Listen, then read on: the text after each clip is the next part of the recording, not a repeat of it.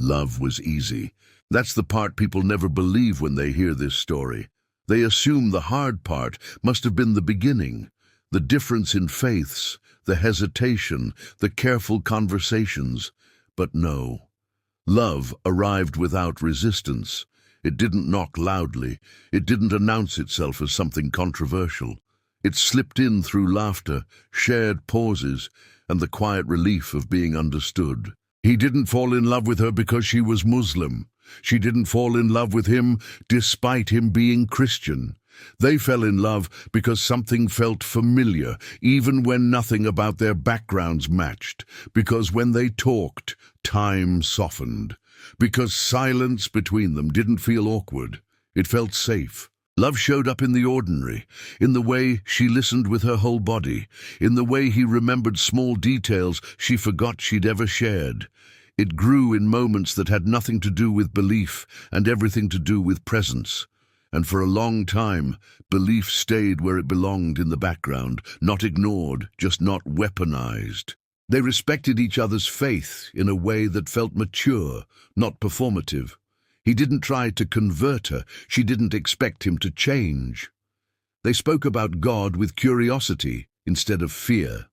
They discovered that reverence in many ways sounded the same, even when the language was different. So love grew without friction. And because it grew, it asked for permanence. That's what love does when it's real.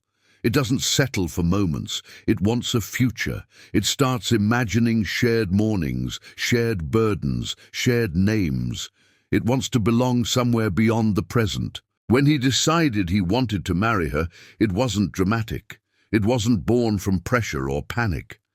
It came quietly, like a truth that had been waiting for him to catch up. He imagined a life that felt steady, honest, built on mutual respect.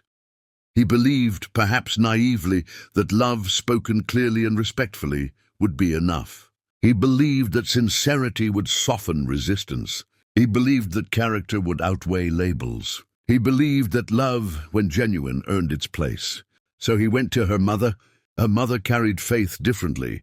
He could feel it the moment he sat across from her. This wasn't inherited belief. This was chosen belief, hard-won belief. She had once been Christian herself. She knew that world, and she had left it behind deliberately.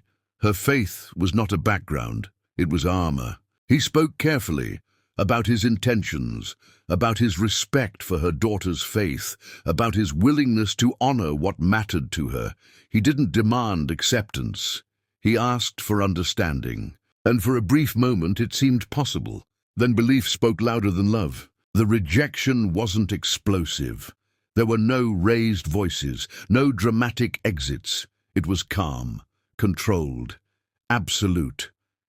She told him no with a certainty that didn't invite negotiation. Her daughter could not marry a Christian man. Love, in this case, was not enough, and never would be. He nodded, thanked her, left with dignity intact and heart quietly fractured. Some wounds don't bleed, they echo. He walked away carrying a question he couldn't answer. When did love become something that needed permission? For her daughter, the rejection landed differently. It wasn't just a refusal of her partner, it was a refusal of her choice, her judgment, her heart. It felt like being asked to amputate a future she had already started living in her mind. She loved her mother.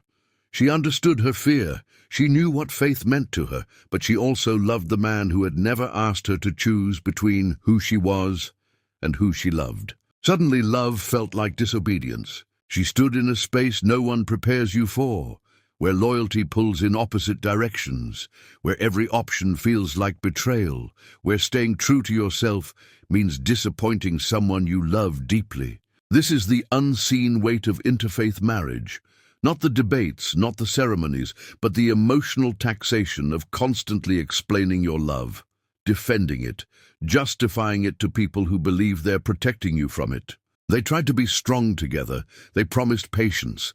They promised not to rush decisions shaped by fear, but patience doesn't erase pressure, and pressure over time changes the texture of love. Conversations became heavier, not colder but weighted. They spoke in hypotheticals, in what-ifs, in futures that now felt conditional.